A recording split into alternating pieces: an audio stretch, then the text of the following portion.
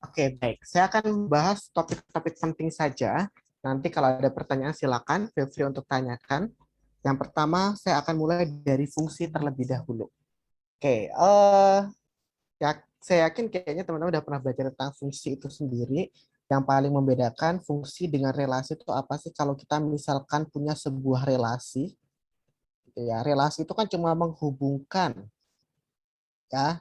Relasi itu cuma menghubungkan. Kalau ada himpunan A, himpunan B, ini dikatakan dia berelasi ya kalau dua himpunan tersebut berhubungan. Gitu ya. Intinya di situ saja. Bisa aja relasinya dari A ke B-nya itu ada yang berpasang-pasangan, lebih dari satu, dan seterusnya. Lalu apa yang membedakan dengan fungsi? Kata kuncinya adalah kalau fungsi itu sendiri, setiap domainnya atau daerah asal harus memiliki tepat satu pasangan di daerah B. Ya, jadi kalau saya punya di sini misalnya fungsi F, maka fungsi F ini dikatakan dia sebuah fungsi apabila daerah domain itu daerah asalnya, ya. Misalnya di sini ada angka 1, ada angka 2. Nah, ini dia harus memiliki pasangan. Semua yang ada di domain harus memiliki pasangan. Dan pasangannya itu harus satu. Jadi, gimana kalau si domain ini memiliki dua pasangan di B atau daerah kodomainnya? Ya, maka dia bukan fungsi. Ya, sebagai contoh, kalau saya katakan ada himpunan A dan himpunan B, lalu di sini hubungannya adalah seperti ini, misalnya ini angka 3, di sini 5 sama 7. C3 ini berelasi sih, tetapi dia berelasinya kedua di daerah kodomainnya. Maka ini dikatakan bukan fungsi. Nah, sehingga prinsip utamanya di sini dikatakan bahwa yang disebut fungsi itu adalah suatu aturan yang mengaitkan setiap anggota A, di mana A itu sebagai domain ya, sekali lagi A itu domainnya, dengan satu dan hanya satu di anggota B. B itu daerah kodomainnya. Nah, lalu range itu apa? Range itu adalah daerah di kodomain yang terpilih, ya, yang menjadi pilihan dari apa namanya daerah A-nya. Nah, maka dari itu si 1, 2 ini kita sebut sebagai range-nya. Kalau di sini ada angka 3, tapi 3 nggak dipilih sama si A, maka si 3 ini kodomain, tapi dia bukan range. Nah, prinsipnya di situ. Itu gambaran garis besar mengenai fungsi itu sendiri. Nah, operasinya kalau fungsi ditambah, dikali, dikurang ya seperti biasa, tinggal kita operasikan saja. Oke. Di sini saya tidak akan membahas banyak nih. Nanti kalau teman-teman ada kesulitan tentang penjumlahan, pengurangan, nanti boleh tanya jawab aja di sesi tanya jawab ya. Lalu selanjutnya, kalau dua fungsi selain dia penjumlahan ya, tadi kan ada operasi penjumlahan, pengurangan, dikali dengan bilangan skalar, lalu dikali dengan fungsi satu dengan fungsi lainnya, terus fungsi satu dibagi dengan fungsi lainnya. Nah, itu namanya operasi aljabarnya. Ada satu istilah lagi yang kita sebut dengan fungsi komposisi. Sebenarnya ini bukan operasi, tapi lebih ke konsep. Konsep di mana dari katanya aja komposisi. Komposisi itu kan berarti kalau kita sering lihat di makanan gitu ya. Misalnya mie instan deh, mie instan A. Mie instan A itu di situ komposisinya tertulis. Oh, ada tepung, ada telur, lalu ada bumbu-bumbunya. Artinya apa? Artinya ada untuk menjadi si mie itu tuh harus dibuat dari beberapa bahan tersebut. Oh, ada tepung, ada telur, ada bumbu-bumbunya, diaduk, diolah sedemikian rupa. Nah, kalau di fungsi sebenarnya prinsipnya sama dengan di dunia nyata. Jadi kalau di fungsi ini adalah bagaimana ketika fungsi satu dimasukin ke fungsi lainnya. Lalu dimasukin lagi ke fungsi lainnya. Hasil memasukkan ini kita sebut dengan fungsi komposisi. Gitu ya. Jadi misalnya kalau tadi kita punya misalnya di sini himpunan A. Lalu di sini misalkan himpunan B. Nah, himpunan A dan himpunan B ini kita sebut dengan fungsi G. Misalnya, kita sebut dengan fungsi G.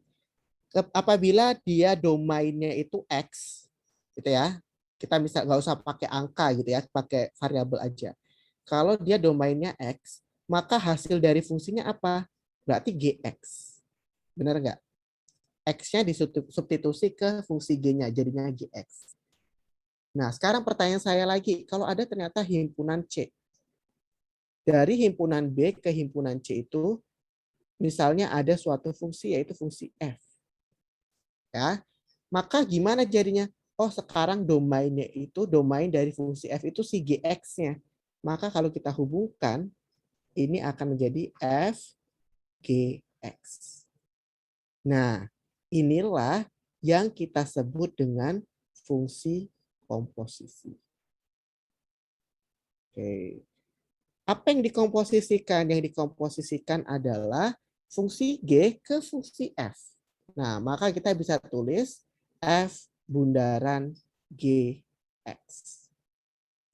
Nah, kalau seperti ini, apa namanya, artinya bacanya itu dari belakang ke depan ya, untuk mengartikan. Bukan mendefinisikan, ya mengartikan. Di mana fungsi G-nya ini dimasukin ke fungsi F. Kak, gimana kalau saya ketemunya misalnya fungsi F, bundaran fungsi G, bundaran fungsi H, bundaran fungsi I. Ingat bacanya dari belakang ke depan. Berarti fungsi I dimasukkan ke fungsi H terlebih dahulu, hasilnya nanti dimasukkan ke fungsi G, hasilnya nanti dimasukin ke fungsi F. Begitu. Seperti itu alurnya dari belakang ke depan. Nah, itu untuk fungsi komposisi. Oke. Nah, ini mungkin yang akan banyak pertanyaan. Gimana sih cara menentukan domain dari suatu fungsi komposisi? Ya, sebenarnya di modul juga sudah ada. Kalau kita punya, gitu ya, F bundaran G, maka domainnya adalah, ya teman-teman bisa lihat di modul teman-teman juga, oke, yaitu di mana dia range dari si fungsi G-nya dan domain dari fungsi F-nya. Oke, teman-teman jangan kebalik ya. Jadi teman-teman untuk mencari apa namanya domainnya, range dari G-nya dan domain dari F-nya. Kalau teman-teman carinya domain D dari G bundaran F, maka teman-teman cari range dari F-nya dan domain dari G-nya. Tadi kita sudah tahu secara tidak langsung mengenai domain dan range itu sendiri. Nah, tapi gimana kalau bentuknya fungsi itu dalam bentuk polinomial ya, atau fraction, atau nanti dalam bentuk akar. Nah, maka penyelesaiannya saya akan bahas nih beberapa tipe untuk mencari domain dulu ya.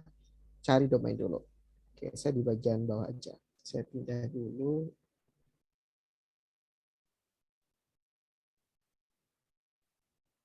Oke. Bahas menentukan domain dulu ya. Domain. Oke. Secara tidak langsung kalau kita lihat fungsi itu ada 3 tipe jenis fungsi secara umum ya teman-teman. Yang pertama kalau dia bentuknya polinomial. Misalnya fx sama dengan ax pangkat n terus ditambah b pangkat x pangkat n-1 plus seterusnya plus c. Misal seperti itu. Sebagai contoh misalnya fungsi apa? Misalnya fungsi fx sama dengan 3x kuadrat plus 5. Kalau teman-teman tanya, coba tentukan domain dari fungsi ini. Kalau ingat domain adalah, yang teman-teman ingat adalah cara ingatnya, cara memahaminya konsepnya adalah nilai angka berapa saja yang saya bisa masukkan ke fungsi tersebut. Si X-nya ini bisa disubstitusi dengan angka apa aja sih? Nah, simpelnya sederhananya seperti itu. Nah, kalau kita punya 3X kuadrat plus 5, bilangan apa sih yang bisa kita masukkan? Positif bisa. Bilangan 0 bisa. Bilangan negatif juga bisa. Bahkan bilangan rasional, pecahan juga bisa. Artinya apa? Kalau polinomial, kita pasti akan sering ketemu bahwa domainnya itu X elemen bilangan real. Oke, itu domain kalau dia bentuknya polinomial. Tipe yang kedua. Bagaimana kalau dia tipe yang kedua, yaitu tipenya adalah fraction. Ya, tipe yang kedua kalau fraction. Misalnya saya punya fungsi GX. Fungsi GX itu adalah misalkan 1 per X. Saya mau nanya ke teman-teman, apakah semua nilai bisa disubstitusi ke sini? Nilai apa sih yang nggak boleh? Kalau kita mencari domainnya nih, ingat tadi ya domain itu adalah, ingat aja, nilai X-nya itu bisa diganti berapa aja sih? Oke, good. Berarti di sini dikatakan bahwa kalau kita ganti 0, emang kalau 1 per 0 hasilnya apa? Tak hingga. Tak hingga, really? Ya. Tidak terdefinisi, good idea. Oke, betul Bang. Jadi kalau kita tulis 1 per 0, teman-teman tulis di kalkulator, 1 per 0 itu sering tulisannya error dan segala macam. Jadi 1 per 0 itu artinya undefined.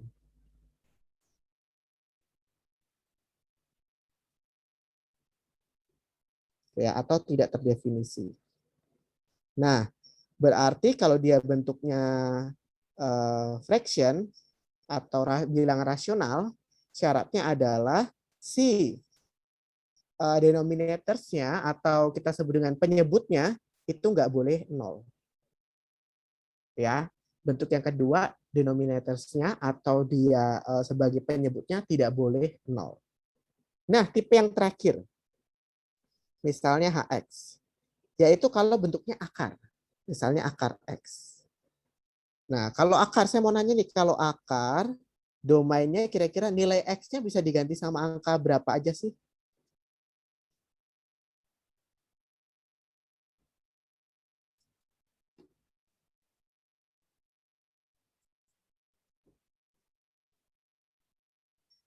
Oke, ada yang punya ide? Kalau akar itu nggak bisa good selain minus. Karena kalau minus, dia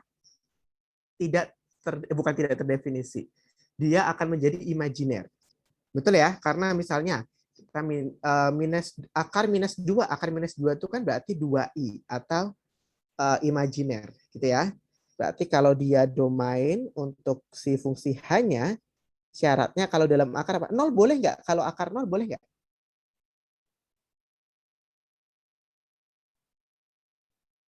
Boleh, karena akar 0 itu 0. Jadi di sini syaratnya si X-nya yang di dalam akar harus lebih besar sama dengan 0. Nah, teman-teman dari 3 konsep ini aja pasti bisa mengerjakan untuk setiap domain yang ada. Oke. Itu berkaitan dengan ini. Ada yang mau ditanyain dulu mengenai domain, menentukan domain dulu? Oke, saya kasih latihan untuk bersama nih. Kalau misalkan saya punya soal seperti ini. Ya, contoh. Kalau saya punya soalnya adalah fx, jangan f terus deh, bosen. Apa ya? Mx, fungsi m, sama dengan akar x min 3. Nah, saya mau nanya, kalau seperti ini berarti domainnya gimana? Domain dari si m-nya. Oke, ingat ya, kalau domain dari si M-nya ini, yang di dalam akar harus lebih dari sama dengan 0. Yang di dalam akar siapa? X min 3. Berarti harus lebih dari sama dengan 0. Maka X lebih dari sama dengan 3. Ya, ini yang menjadi domainnya. Cara nulis lengkapnya gimana? Cara nulis lengkapnya adalah berarti dmx sama dengan X sedemikian hingga X lebih dari sama dengan 3, X elemen bilangan real.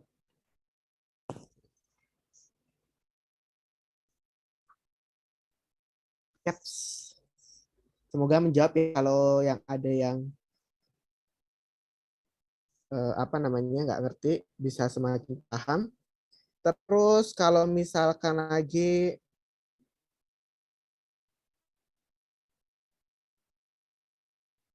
ya, kayaknya nggak ada soal susah kalau domain. Oh, gini, saya kasih satu lagi deh. Kalau soalnya adalah M terus, Rx sama dengan 3 per akar X min 7. Nah, ingat ini gabungan nih, gabungan antara rasional sekaligus akar. Kalau gabungan rasional sekaligus akar, berarti gimana? Apa syaratnya? Domainnya gimana?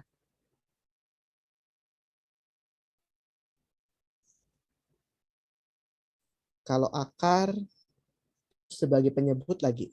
Kalau akar tadi kan X, si di dalam akar gitu ya, lebih dari sama dengan 0. Kalau pecahan, si X-nya tidak boleh 0. Nah, kalau digabung, berarti lebih dari 0 saja. Good, benar. Berarti di sini kita bisa katakan X min 7 lebih dari 0. Artinya X lebih dari 7. Jadi kalau kita tulis domain dari fungsi Rx-nya yaitu X sedemikian hingga X lebih dari 7, X elemen bilangan real. Oke, itu untuk domainnya. Sampai sini ada pertanyaan dulu kah dari teman-teman? Apakah bisa dipahami?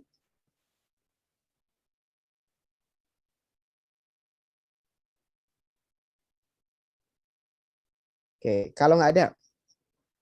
Nah, kalau teman-teman sudah tahu domainnya, bisa dong menentukan range-nya, gitu ya. Kalau range itu adalah misalnya kayak gini, teman-teman. Kalau saya punya fx sama dengan x kuadrat, ya. Oh, oke, good. Kalau akar x kuadrat plus 4. X kuadrat min 4 kali ya. Kalau x kuadrat plus 4, nanti memfaktorkannya. Itu yakin x kuadrat plus 4 atau min 4 tuh? Karena kalau x kuadrat plus 4 di dalam akar,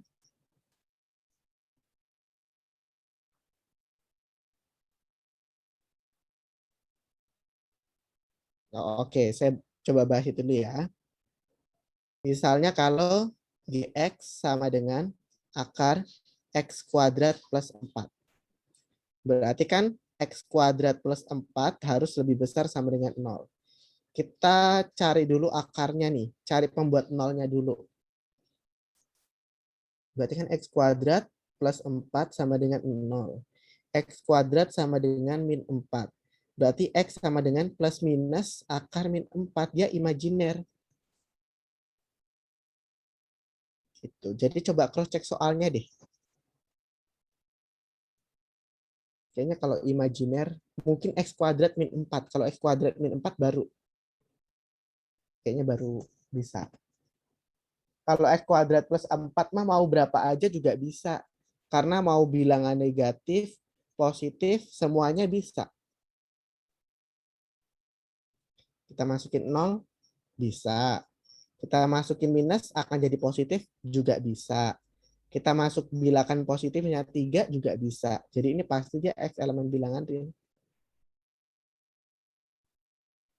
Tuh. Lanjut ya, kalau saya punya tadi X kuadrat, misalnya fx sama dengan X kuadrat. Ini kan tadi domainnya adalah X elemen real nih, domainnya. Ya, berarti kalau saya gambarkan nih elemen bilangan real itu maksudnya ya bisa -3, -2, -1, 0, 1, 2, dan seterusnya. Ini daerah asalnya nih. B-nya.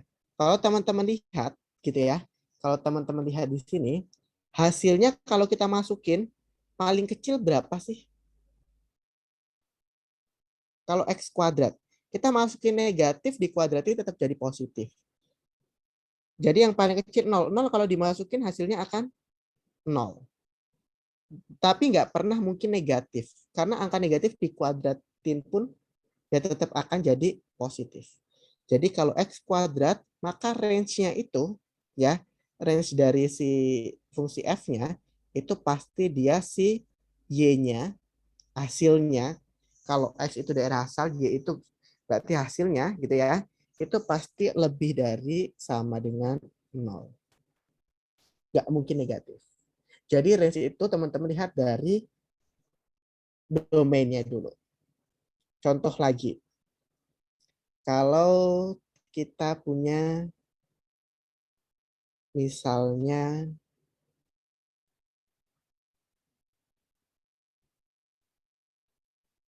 Hx sama dengan akar X min 3. Nah, tadi kalau bentuknya seperti ini, kan domainnya adalah X min 3 lebih dari sama dengan 0. Berarti X lebih dari sama dengan 3. Nah, kita lihat nih, untuk domain X lebih dari sama dengan 3. Berarti paling kecil angkanya itu 3. Kita uji aja kalau kita masukin 3. Maka akan dapat berapa tuh? 3 dikurang 3. Hasilnya 0. Terus berapa lagi? Mungkin hasilnya negatif? Tidak mungkin. Berarti sini range-nya untuk si Hx-nya, pasti dia range-nya adalah Y lebih dari sama dengan 0 juga. Oke, gitu. Jadi range itu bisa dilihat dari domainnya. Domainnya berapa? Paling dilihat apakah ada yang membentuk ke negatif. Kalau negatif itu berapa? Ataukah di 0 yang paling kecilnya. Itu kalau akar pasti kan hasil yang paling kecil kan 0, nggak mungkin negatif. Di kuadrat, kalau kuadrat kalau tidak ada batasannya berarti kan dia paling kecilnya itu 0 juga, nggak mungkin negatif kan dikuadratkan.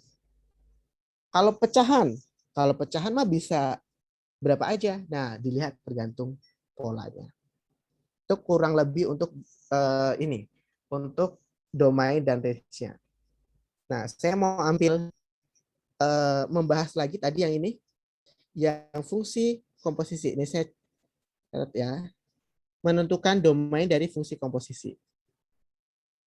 Saya copy dulu. Saya buka di halaman baru. Oke.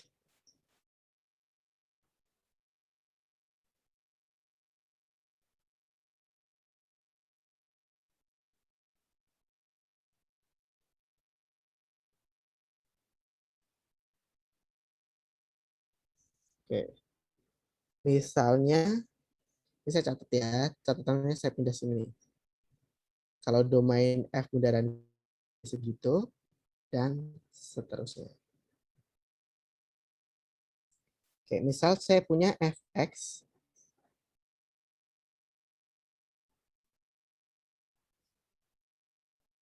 Fx itu X plus 2. Lalu Gx-nya itu misalnya akar X min 2.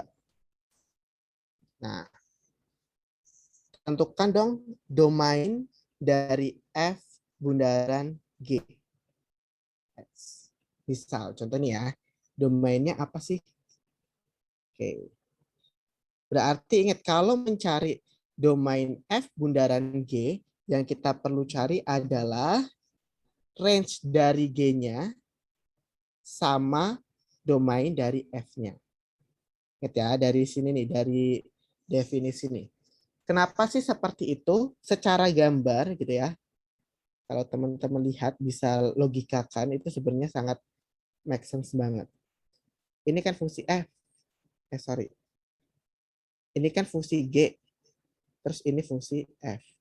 Ingat tadi kalau bundaran atau komposisi bacanya dari belakang ke depan. Ini G dimasukin ke F. Makanya saya tulisnya di sini fungsi G dulu baru F. Nah, teman-teman lihat. Untuk dapat hasil di akhir ini, yang menjadikan penentu di hasil akhir ini, sebenarnya siapa sih? Yaitu daerah yang di sini. Benar nggak?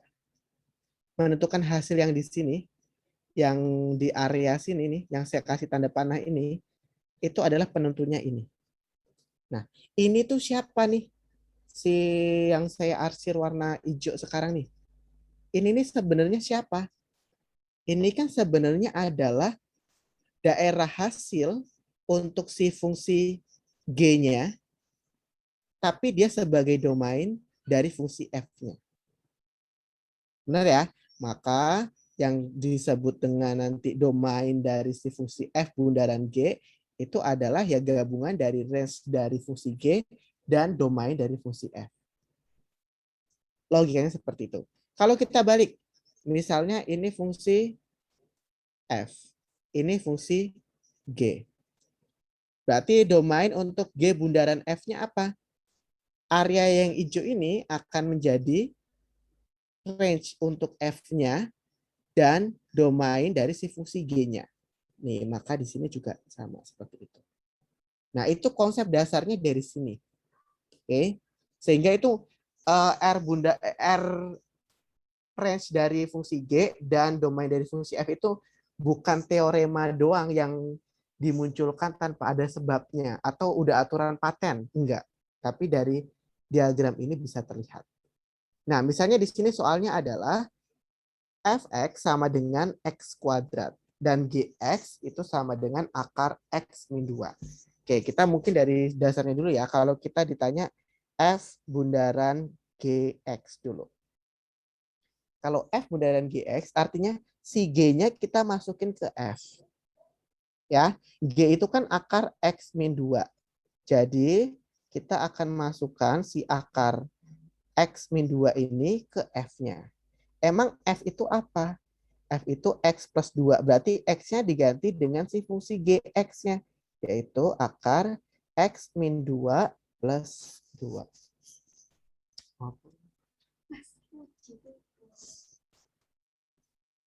Oke, itu ya kurang lebih ya. Oke, kalau sudah seperti ini hasil fungsi komposisinya. Tapi yang ditanya bukan itu. Sekarang kalau kita tanya domain f bundaran g-nya. Domain dari f bundaran g-nya berarti kita harus cari range dari g-nya. Oke, range dari g-nya. Kira-kira kalau kita punya fungsi gx-nya itu adalah akar x min 2, hasilnya nanti, kan kalau untuk domainnya dulu deh, domain dari fungsi g-nya itu apa sih? X min 2 lebih dari sama dengan 0. Berarti x lebih dari sama dengan 2. Artinya 2 ke atas. Ya, kalau kita masukin, berarti paling kecil nanti hasil dari fungsi g-nya apa? 0 ya, karena di dalam akar hasil operasi akar paling kecil 0 ya. Berarti di sini kita katakan nanti y-nya lebih dari sama dengan 0.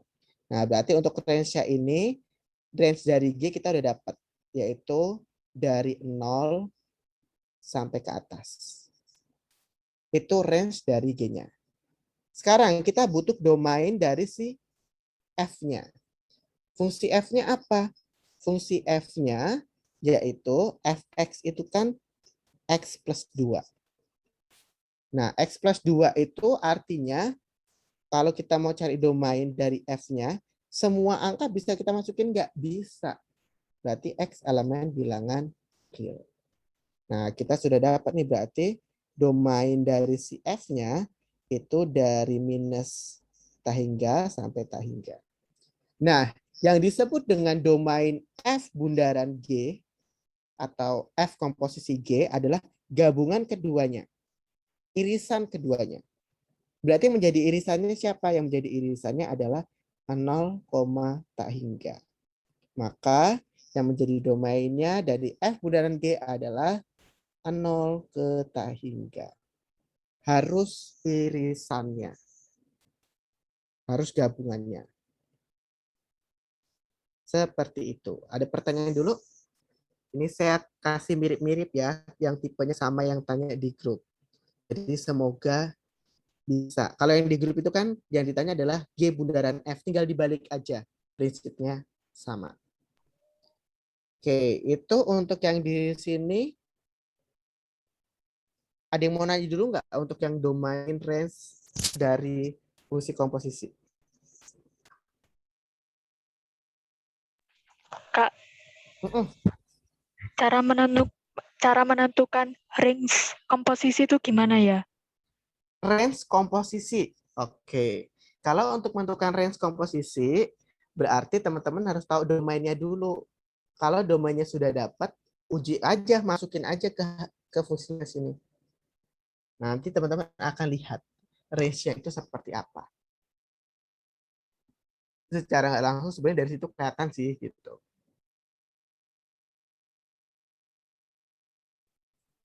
Boleh dikasih contoh, Kak? Gimana? Boleh dikasih contoh, Kak? Boleh. Oh ya, monggo silakan kalau yang mau sholat dulu silakan. Oke, saya lanjut ya. Saya kasih contoh lain deh. Misal saya punya fx sama dengan x kuadrat min 4. Terus GX-nya sama dengan akar X kuadrat min 9. Oke. Yang ditanya adalah, coba, oh tadi kan yang ini juga ada yang tanya di chat nih. Akar pangkat gimana? Maksudnya akar pangkat gimana nih? Akar pangkat berapa nih? Ya, ini yang tadi yang G bundaran F ya. Kalau G bundaran Fx itu apa? Dan domainnya gimana? Domain untuk G bundaran F. Oke.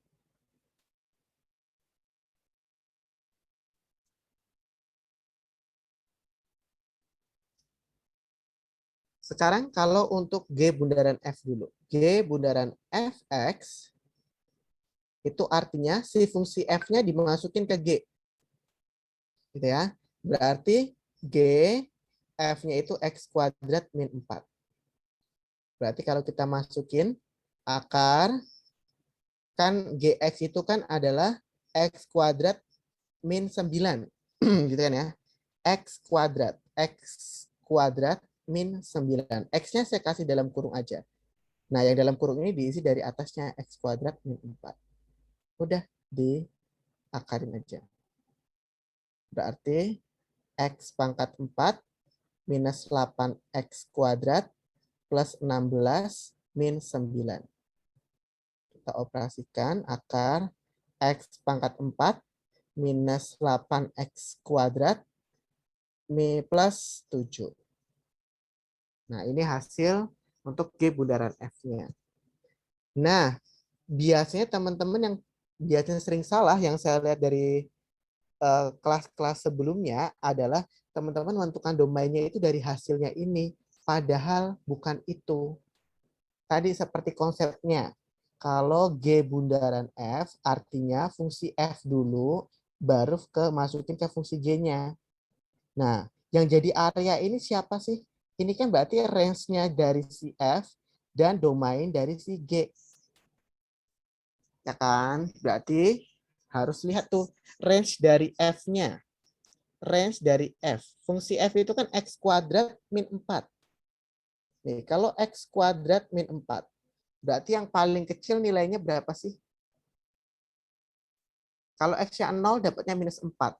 Ada yang lebih kecil nilainya memungkinkan lebih kecil dari minus 4? Nggak mungkin. Berarti kalau kita lihat di situ, dia untuk range-nya itu dari minus 4 sampai ke atas. Oke, itu range untuk si F-nya.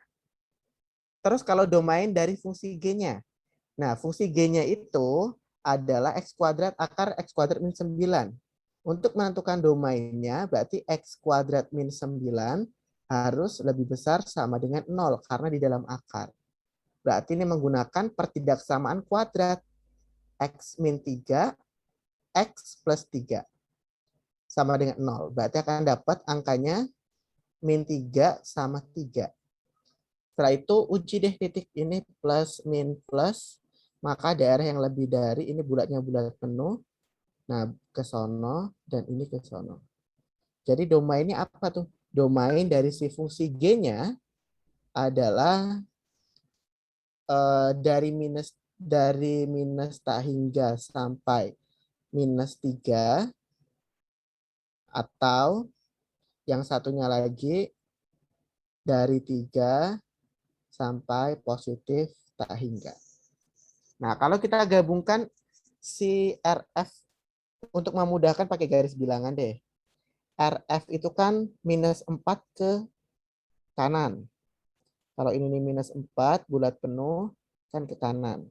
Itu RF. Kalau domain dari si fungsi G, minus 3 ke bawah. Berarti minus 3 itu di sini. Oke. Itu ke sono. Sama 3 ke sana. Nah, berarti kalau kita lihat yang kena dua-duanya adalah area sini nih. Oke.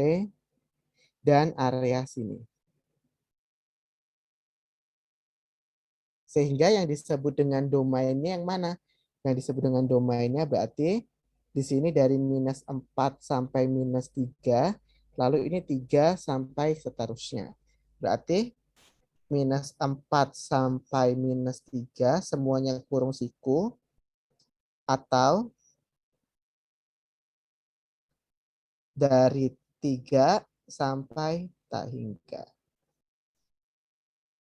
Begitu. Itu domainnya.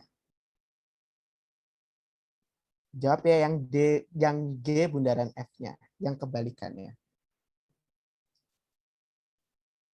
Ini maksudnya fungsi komposisi akar pangkat tuh gimana maksudnya? Akar pangkat tuh maksudnya gimana? Yang tanya itu.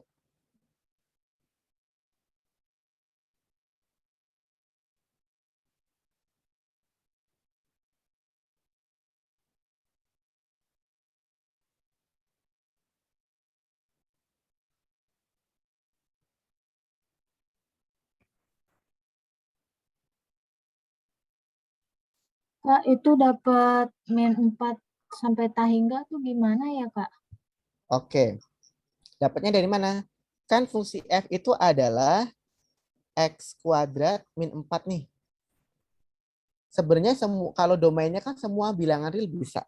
Kita mau masukin bilangan negatif, misalnya minus 2, minus 1, 0, 1, 2. Kalau teman-teman lihat polanya, minus 2 kalau dimasukin dapat minus 2 kuadrat 4 hasilnya 0. Minus 1 kuadrat 1 dikurang 4 minus 3. Kalau 0 dimasukin minus 4. 1 dimasukin dapatnya berapa tuh? 1 minus 3. 2 dimasukin 0. Paling kecil berapa? Minus 4. Berarti minus 4 ke atas. Lebih kecil dari minus 4 bisa nggak? Nggak bisa. Berarti di situ hasilnya nanti yang paling kecil minus 4 ke atas. Gitu. Terjawabkah?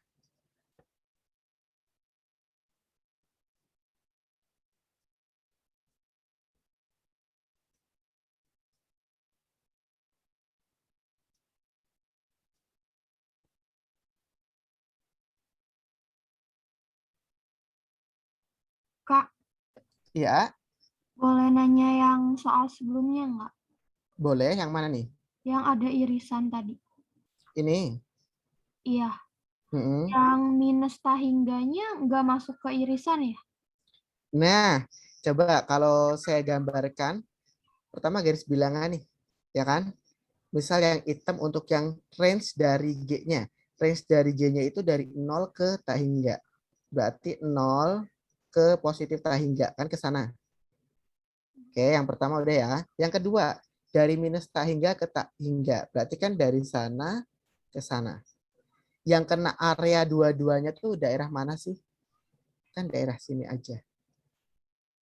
Oke. Kenapa Kak nggak area yang di sini? Area yang pink ini cuma memenuhi salah satunya aja, yang namanya irisan kan harus di range-nya, harus di domainnya juga. Jadi harus di dua-duanya. Gitu alasannya. Kak, Oke, sama-sama. Ada lagi kah?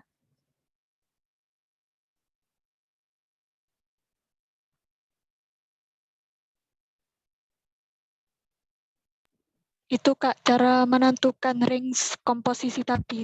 Itu Kak. Oke, range dari fungsi komposisi ya. Oke, kalau range dari fungsi komposisi, misalnya nih ya, kalau teman-teman misalnya yang soal ini nih, ini kan domain nih, warnanya ini terus. Ntar saya ganti warna. Ini kan 0 sampai tak hingga itu kan domainnya ya. Domainnya adalah dari 0 ke tak hingga. Kalau ini saya substitusi ke sini nih, berarti kan bisa 0, bisa 1, bisa 2, dan seterusnya. Kalau saya masukkan ke fungsi komposisinya, kira-kira nilai paling kecil berapa? 0.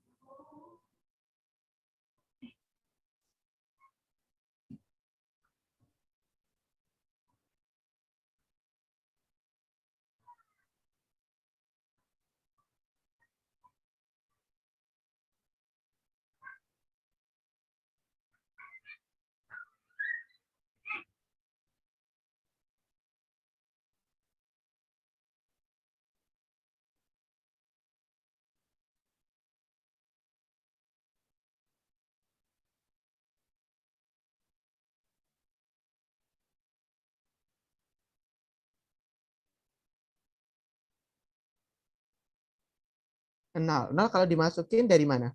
Emang kalau dimasukin angka berapa?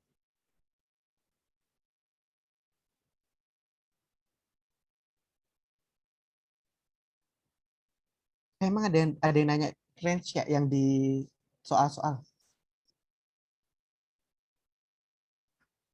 Biasanya fungsinya bagus sih kalau yang tanyain range. Saya buka di halaman baru ya. Saya coba buatin soal biar angkanya yang bagus ya, biar enak dipahami. Wait. Bentar, saya carikan soal yang angkanya bagus biar memahaminya enak.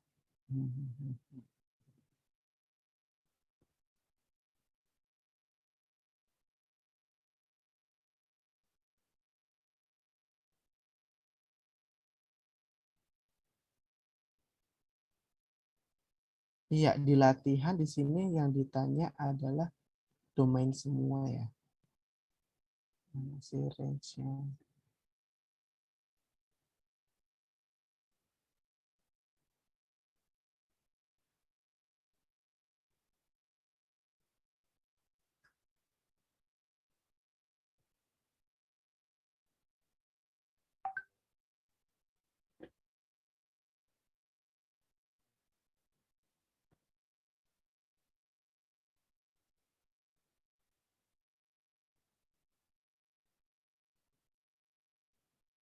Oh, ini semoga angkanya bagus nih.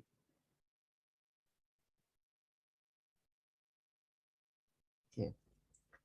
Misalnya saya ambil dari contoh 2.1.11 ya. Fx-nya 2x plus 5. Gx-nya akar x min 1. Sekarang yang ditanya adalah G bundaran Fx-nya dan domainnya berapa sih? Oke. Dan domainnya berapa? Domain dari G bundaran Fx-nya. Oke, kalau G bundaran Fx-nya kan berarti G 2x plus 5. 2x plus 5-nya dimasukin ke fungsi G-nya. Berarti akar 2x plus 5 dikurang 1.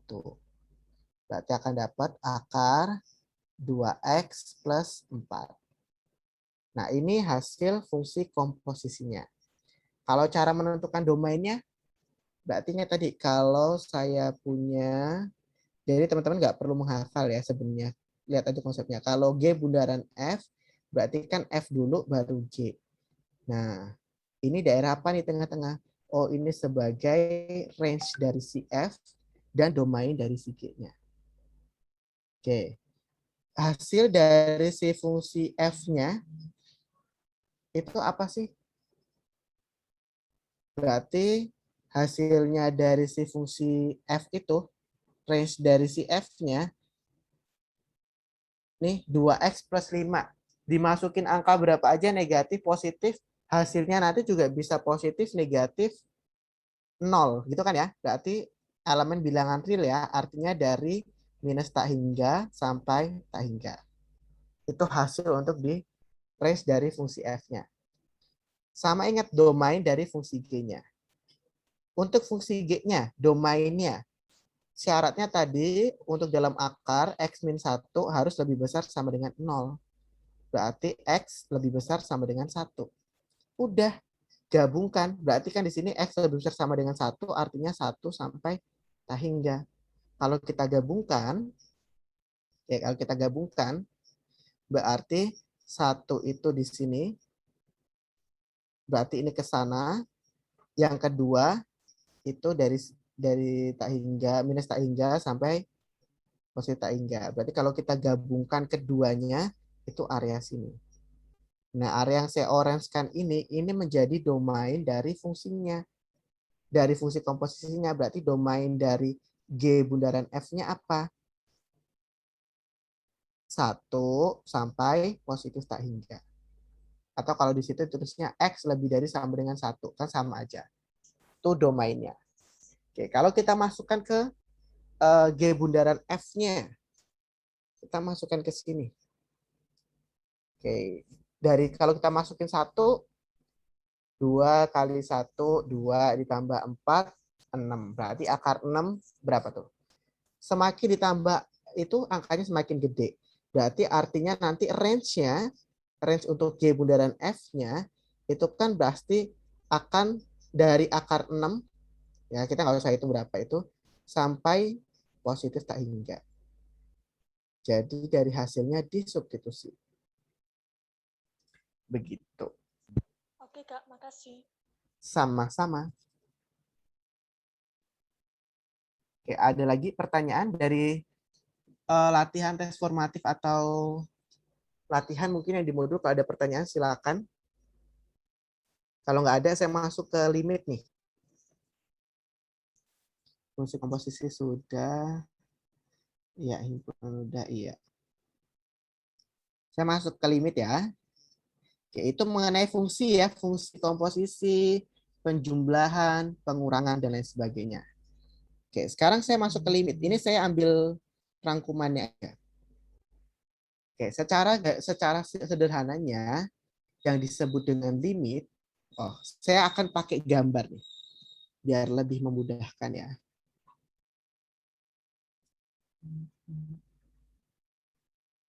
Konsep dulu, saya belum masuk ke soal ya. Ini sumbu X, ini sumbu Y.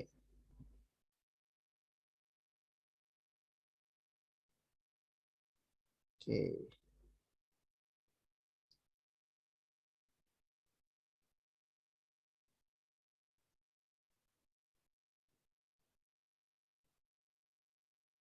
Ya, anggap aja bagus gambarnya. Ini anggap aja fungsinya lurus gitu ya.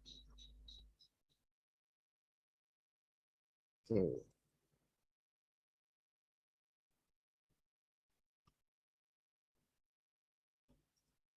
Ini sekaligus saya akan menjelaskan mengenai konsep apa namanya, apa sih yang disebut continue. Kenapa sih harus lihat grafik sih untuk mengetes? Tadi kan ada yang tanya di grup ya. Oke, biar saya jawab di sini.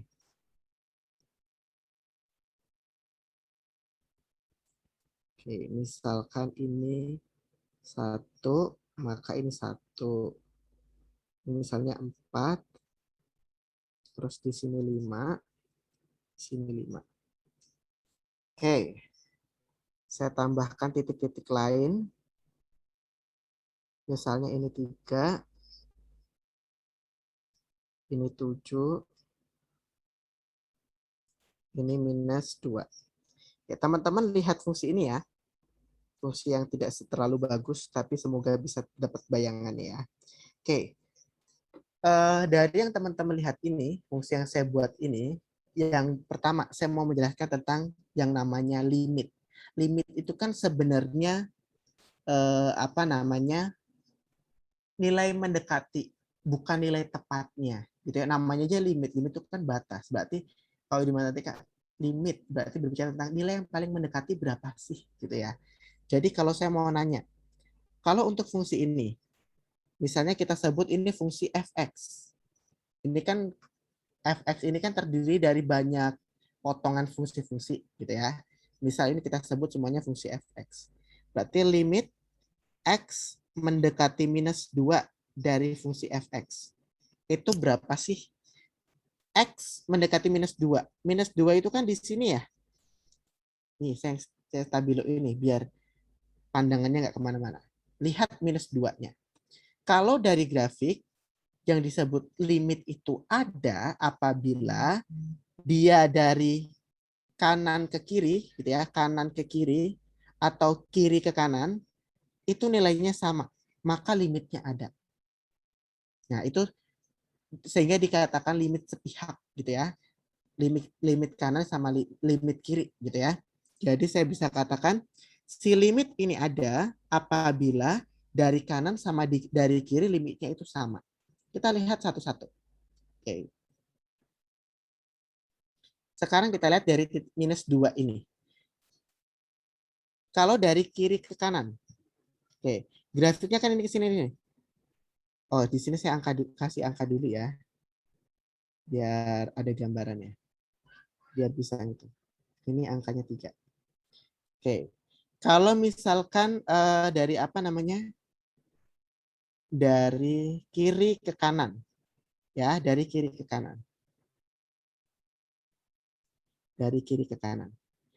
Kalau ngikutin grafik ini, dari ke kiri ke kanan, di -2, itu nilainya adalah 3. Oke, dari kiri ke kanan. Kalau dari kanan ke kiri, di angka tersebut, juga hasilnya 3. Maka kita katakan, karena dari kanan sama ke kiri sama, maka limitnya nilainya adalah 3.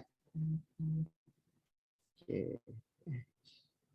Oke, saya jawab berarti di sini jawabannya sama dengan 3. Kenapa? Karena dari kanan sama ke kiri sama. Sekarang saya tanya ke kalian. Kalau limit X mendekati 1 dari fx, berapa limitnya? Oke, lihatnya adalah sekarang angka 1. Oke, teman-teman lihat untuk X1. X1 kan di situ.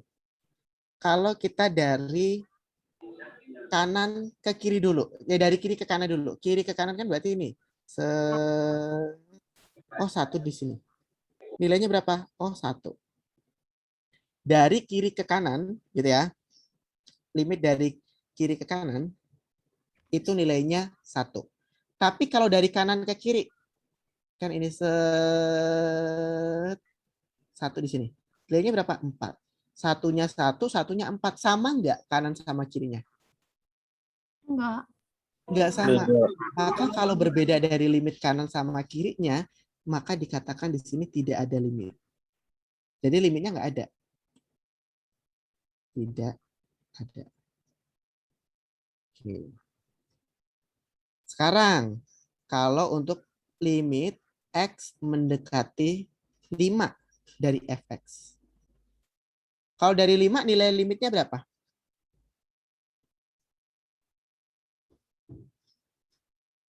Dari kanan dulu. Dari kiri ke kanan dulu. Kiri ke kanan. Oh, di sini. Nilainya adalah 4. Dari kanan ke kiri, nilainya berapa? 4 juga. Berarti nilai limitnya ada, yaitu 4. Nanti ada, lihatnya dari grafik. Kak, kenapa nggak pakai yang 5? Kan kita nggak melihat angka 5-nya, kita lihatnya pergeserannya, pendekatannya. Kalau bergeser terus, gitu, angkanya berapa? Oh, di sini itu mana? Oh, 4. Kalau dari sini terus kan di sini. Berapa angkanya? 4 juga. Jadi lihatnya jangan dari titiknya, tapi dari fungsinya. Oke, dapat nih. Itu limit, ya, itu limit. Sekarang kalau untuk kontinuitas, sesuatu titik dikatakan kontinu pada suatu grafik apabila titik tersebut, apabila nilai fungsi dan nilai limitnya itu sama. Ya, kalau nilai fungsi itu kita tinggal substitusi doang. Itu nilai fungsi. Contoh, kalau di sini X-nya -2, nilainya berapa sih? 3. Gitu kan ya? Betul nggak? Saya mau nanya, kalau untuk X-nya 1, nilainya berapa sih? Nilai fungsinya? Tidak ada. Kenapa? Karena di angka 1, Y-nya nggak ada nilainya. Ya nggak? Kalau bulat kosong kan artinya angkanya nggak ikut. Ya kan? Berarti di sini yang di 1 nggak ada nilai fungsinya. Oke, lanjut. Kalau yang di 5, nilai fungsinya berapa? 5. 5. Oh. Kenapa? Karena titiknya di sini yang ada di 5. Berarti kalau F5, nilai fungsinya 5, untuk X5 itu adalah 5. Sekarang teman-teman lihat bandingkan yang ini. Untuk di titik 5 sendiri, limitnya 4, fungsinya 5. Apakah dia kontinu? Karena nggak sama, satunya 4, satunya 5. Tidak sama, jadi limit X mendekati 5 dari Fx itu tidak sama dengan F5, maka dikatakan dia tidak kontinu. Ya, tidak dikontinu di titik 5. Tapi kalau misalnya saya ambil yang tadi -2. Kalau nilai fungsi untuk -2 berapa? Nilai fungsinya? 3. Limitnya juga 3. Jadi kalau sama berarti dia continue. Ya, itu syaratnya. Maka kalau dia continue, di gambar tuh kelihatannya gimana? Dia nyambung, tidak putus-putus. Nah, tadi kalau misalnya dia fungsi mutlak gimana? Nah, teman-teman sebenarnya bisa lihat cross check itu dari grafik. Ya, kalau secara coret-coretan ini kan udah bisa menentukan tuh. Kalau cari nilai limitnya gimana, cara nyari itunya gimana. Sekarang kalau dari grafik gimana sih cara cross check-nya? Oke, saya izin share screen bentar ya. Saya kasih tips-tipsnya aja. Saya izin buka bentar.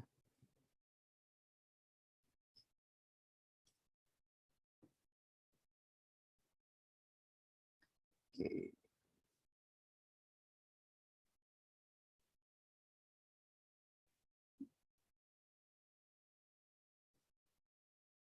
Kelihatan nggak di teman-teman gambar GeoGebra? Iya, Kelihatan. Kak. Iya. Jadi ini GeoGebra itu graphing calculators yang teman-teman bisa pakai tanpa harus install aplikasi. Pakai aja langsung di situ ya. Misal Y sama dengan mutlak X plus 7. Oke, kan gambarnya seperti ini. Oke. Kalau teman-teman lihat di sini, oke. Misal kalau di titik mana sih angkanya biar pas. Kalau di titik 4, berarti kan nilai fungsinya di sini yaitu 3, nilai limitnya juga 3. Berarti dia continue di sini. Kalau di minus 7, nilai fungsinya di sini, nilai limitnya juga di sini. Berarti dia juga continue. Gitu ya. Jadi lihat aja dari grafik dia putus-putus atau enggak di titik tersebut. Oke. Terus kalau misalkan mutlak X minus 4 deh. Nah, ini mendekati soalnya deh. X minus 4 di sini. Kalau misalkan ditanya, continue nggak di X sama dengan 1? 1 kan di sini.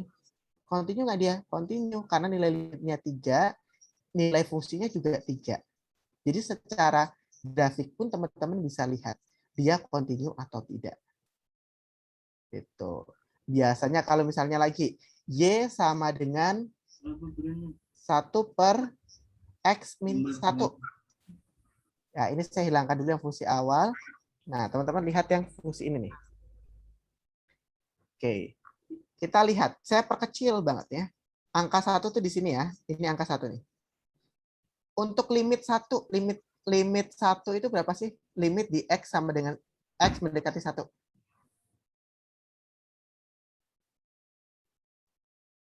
Kalau saya tanya di titik X sama dengan 1, dia continue nggak ini? Teman-teman lihat, kalau dari kanan ke kiri, nilainya 1 itu berapa? Oh, mendekati positif tak hingga. Tapi kalau dari kiri ke kanan, nih dari sini, semakin ke bawah, oh dia negatif tak hingga. Kan nggak sama, berarti limitnya aja udah nggak ada. Limit tidak ada, sudah pasti dia tidak continue di 1. Tapi kalau di 4, ke kanannya ada, ke kirinya ada, oh ya sudah pasti dia continue. Sampai sini kebayangkah dari grafiknya? Ada yang mau nguji lagi grafiknya berapa untuk mau ngecek continue atau tidaknya? Oke, itu kejawab ya dari pertanyaan yang tadi continue atau tidaknya. Terus mana lagi ya?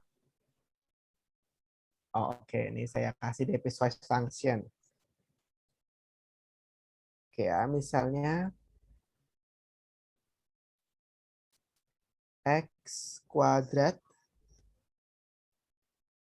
minus 9, saya ganti angka ya, dibagi dengan X minus 3. Sama fungsi satunya lagi, itu misalnya 4. Oke.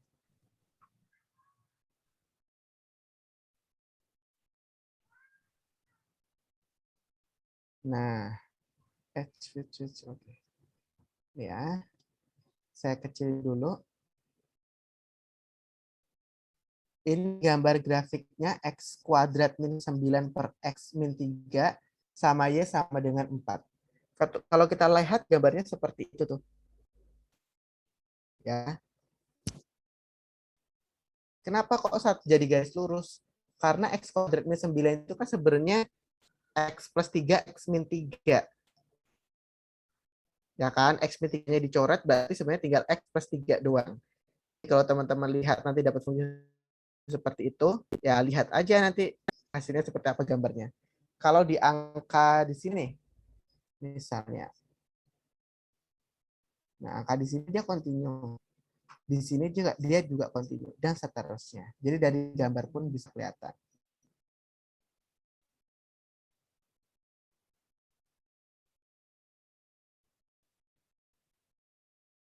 Oke, kalau cara menentukan kontinu yang dihitung gimana, Kak? Oke, siap. Saya kasih contoh ya. Saya share screen lagi, berarti yang coret-coretan.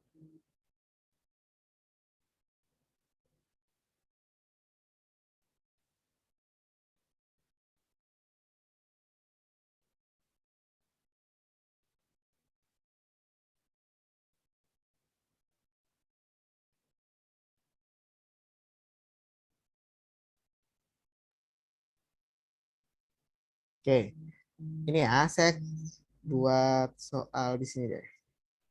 Saya ambil dari modul aja, latihan capek ya. X pangkat 3, X lebih dari 1, continue di X sama dengan 1. Maksudnya X lebih 3, X lebih dari 1, maksudnya gimana nih? Oh, I see. Jadi untuk minus 2X plus 1, itu untuk X kurang dari 1. Terus X pangkat 3, X lebih dari 1. Apa continue X sama dengan 1? Oke, tipe itu ya. Saya nggak berani ambil soal itu langsung, takutnya itu soal diskusi. Saya coba ambil dari modul yang tipe soal itu. Ini saya agak lengkah-lengkah ya teman-teman, nggak bisa urut modul 1, modul 2, modul 3, karena ternyata seperti informasi Tuton itu kan tergantung desain dosennya ya. Seperti kemarin di kalkulus 2 ternyata langsung ke modul 5. Nah, kalau saya urutin nanti takutnya kagak selesai-selesai. Jadi cukup fleksibel aja ya. Kalau teman-teman mau nanya silakan. Oke, mana ya contoh.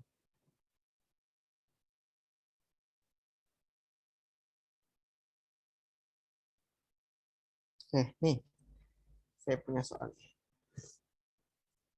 Mirip soalnya. Fx sama dengan 2x min 1 itu untuk x-nya kurang dari 2 minus x kuadrat plus 9 itu untuk x-nya lebih dari sama dengan 2. Apakah dia continue di x sama dengan 2? Oke. Kalau teman-teman lihat dari sini kita cari limitnya dulu. Ya, cari limitnya dulu. Ingat limit itu harus uji limit pihak kanan, pihak kiri dulu. Oke, kita lihat dari limit X mendekati 2. Iya. X mendekati 2 dari kiri ke kanan. Berarti kalau kiri ke kanan itu pangkatnya pangkat minus-minus. Di sini bukan pangkat ya, itu untuk menunjukkan arahnya saja. Oke. Kalau dari kiri ke kanan berarti kan pakai yang pertama ya. Ini kan dari kiri ke kanan. Oke, pakainya yang pertama ya. Berarti kita substitusinya ke pertama. Berarti limit X mendekati 2 dari 2X min 1. Nah, kalau kita substitusi, berarti 2 dikali 2 dikurang 1. Hasilnya 3. Itu dari kiri ke kanan. Kalau dari kanan ke kiri, oke, berarti pakai yang kedua. Ini saya kanan kirinya lihat dari teman-teman melihat layar ya. Tangan kanan teman-teman, tangan kirinya teman-teman. Kalau kiri ke kanan berarti kan ini ke sono tuh. Ini tangan kiri, ini tangan kanan. Gitu ya, biar mempermudah, biar nggak kesulitan. Oke, yang kedua, kalau kita lihat dari kanan ke kiri, berarti limit X mendekati 2 positif. Positif itu artinya dari kanan ke kiri. Dari fx. Kalau dari kanan ke kiri berarti pakai yang fungsi yang kedua. Berarti limit X mendekati 2 positif dari minus X kuadrat plus 9. Kita substitusi tuh. Minus 2 kuadrat ditambah 9. Maka hasilnya adalah 5. Teman-teman lihat nih, kanan sama kiri aja udah berbeda. Berarti nilai limit X mendekati 2-nya dari fx-nya aja udah tidak ada. Ya, ini aja udah tidak ada. Maka kalau ini aja udah tidak ada, sudah pasti dia tidak kontinu. Kalau mau dilanjutin lagi, saya mau uji nilai fungsinya deh, boleh. Nilai fungsinya. Oke, untuk nilai fungsinya, berarti untuk F2.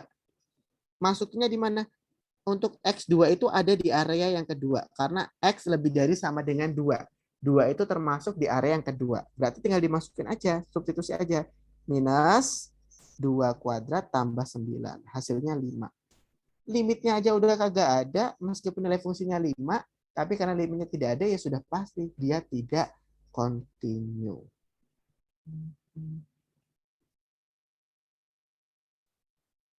Jadi yang disebut kontinu harus nilai fungsi dan nilai limitnya sama. Ada lagi yang mau nanya? Kak, itu kan fungsinya ada 2 ya.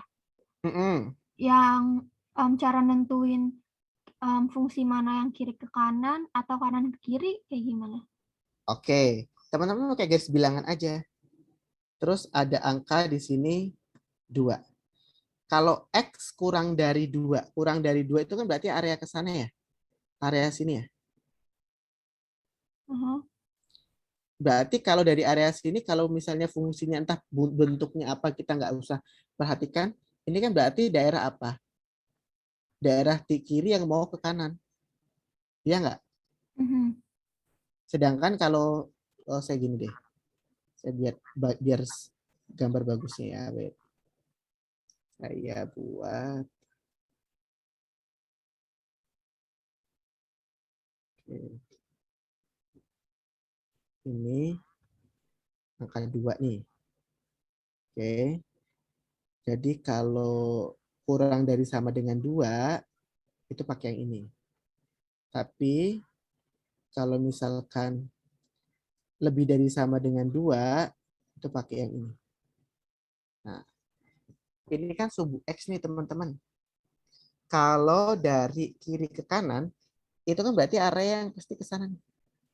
Ya kali kita pakai yang ini, gitu ya. Karena kan tengah-tengahnya berarti ada di sini.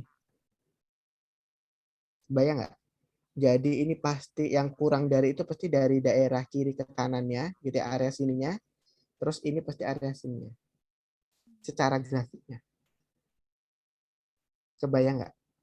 Iya, Kak. Makasih, Kak. Sama-sama. Jadi buat garis bilangan aja untuk mempermudah. Tapi kalau saya mau nanya nih, biar nggak kejebak ya, saya tanya dulu. Kalau saya tanya, untuk X sama dengan 0, 0 kan di sini. Saya uji kiri kanan sama kanan kirinya pakai yang mana?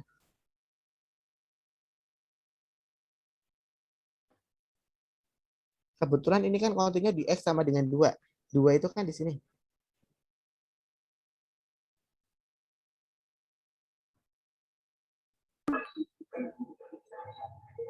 Kalau saya ujinya 0, berarti dari mana ke mana? Pakai yang mana? Kiri ke kanan, kanan ke kiri, pakainya yang mana? Kiri ke kanan. Ya, maunya kalau saya mau menguji kiri ke kanan atau kanan ke kiri, berarti pakainya ini doang kan?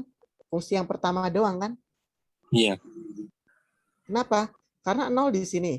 Dari kiri ke kanan kan ke sono. Dari kanan ke kiri kan ke sono. Tetap menggunakan yang aturan pertama. Yang X kurang dari 2. Kalau saya ambil angkanya misalnya di sini 10. Saya cuma pakai fungsi yang kedua. Dari kiri ke kanan kanan ke kirinya, pakainya fungsi yang kedua. Kenapa orang nggak ada kaitannya sama fungsi yang pertamanya? Jadi untuk nilai X-nya, pakai kiri kanan atau apanya itu dilihat. Itu kan X kurang dari 2. Jadi untuk nilai X kurang dari 2, semua pakai fungsi yang pertama. Tapi kalau untuk X yang lebih dari sama dengan 2, pakai yang kedua. Kalau di antara itu, kalau duanya, berarti kanan sama kirinya uji limitnya berbeda. Gitu.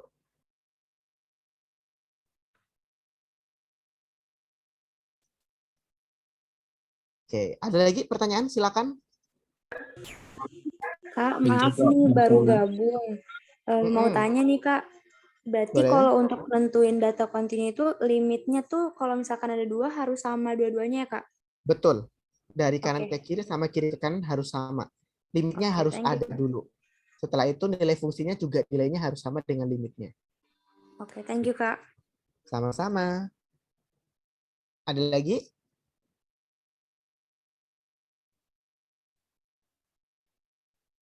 Itu kayaknya yang bahas untuk tugas 1 berarti overall udah bisa ya.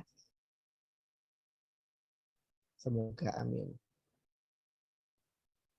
Nah, untuk gambar kurva nih, saya kasih singkat sedikit ya teman-teman.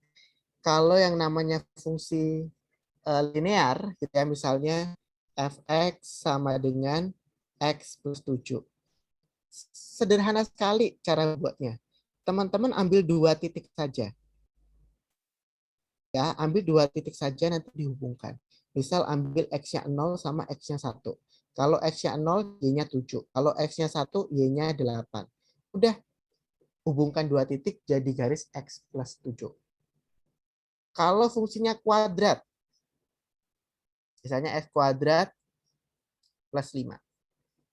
Nah, teman-teman bisa tentukan dulu titik puncaknya, boleh seperti itu, terus atau lain sebagainya. Gitu ya. Jadi kalau linear cukup gini, kalau ini cari aja dulu titik puncaknya berapa. Oke. Habis itu ambil 2 titik terserah, misalnya ini untuk cari titik potongnya aja gitu ya. Ini titik puncak sama cari titik potong. Titik potong sumbu X berarti Y-nya sama dengan 0, sama cari titik potong sumbu X, sumbu Y berarti X-nya sama dengan 0. Udah titik-titik ini teman-teman hubungin udah dapat apa namanya perkiraan untuk grafiknya. Kalau X pangkat 3, X pangkat gimana? Nah, untuk mempermudah teman-teman bisa pakai apa namanya GeoGebra untuk dapat gambarannya. Oke. Sebentar, saya coba. Ini ada yang nanya di chat ya. Nomor 5, modul 4, KB2. Nomor 5, KB4, modul 2. Mana tadi ya? Saya buka modul.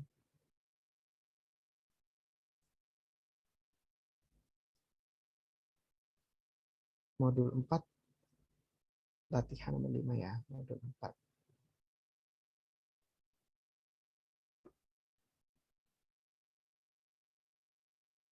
KB2.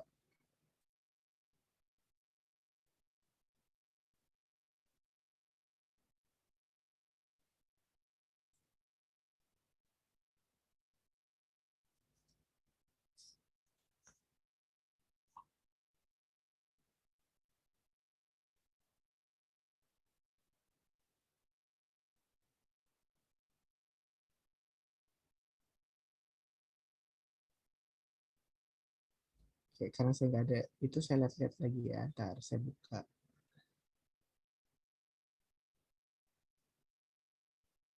Nomor 5. Oke. Oh, yang X kuadrat sama sin X ya? Benar nggak? Iya, Kak. Oke. Oke, saya coba bahas ya. Kontinuitas untuk fungsi itu. Oke. Sorry. Gx sama dengan X kuadrat untuk X tidak boleh 0 dan sin X untuk X sama dengan 0. Oke, apakah dia continue di X sama dengan 0? Oke, kita cari limitnya dulu.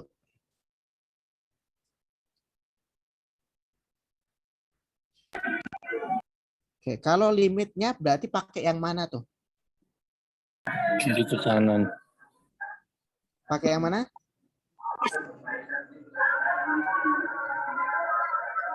Kiri ke kanan. Ya, kalau yang dari kiri ke kanan pakai yang mana? Pakai yang X kuadrat atau sin X? X kuadrat. Iya. Teman-teman lihat syaratnya ya di situ ya. X kuadrat itu untuk X tidak boleh 0. Tapi kalau untuk X sama dengan 0 itu sin X aja. Oke. Teman-teman lihat dari situ doang ya. Itu kayaknya udah kejawab tuh. Berarti kalau untuk dari kiri ke kanan atau kanan ke kiri gitu ya. Itu teman-teman berarti tetap pakai X kuadrat aja kan? Ya, berarti 0. Sekarang kalau limit X mendekati 0 dari kanan ke kiri. Berarti tetap aja kan pakainya juga yang X kuadrat. Ya kan? Yaitu nilainya 0 juga. Berarti limitnya ada. Limitnya untuk X mendekati 0 dari GX itu 0. Sekarang untuk nilai fungsinya. Untuk F lagi. Dari mana sih F? Nilai fungsi G0. Kalau 0 berarti pakai yang sin kan? Berarti sin 0. Sin 0 itu berapa?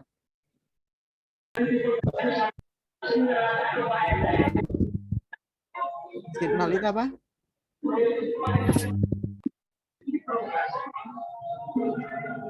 Nilai sin 0 apa? 0. 0. Kalau teman-teman lihat limit sama nilai fungsinya sama nggak? Sama.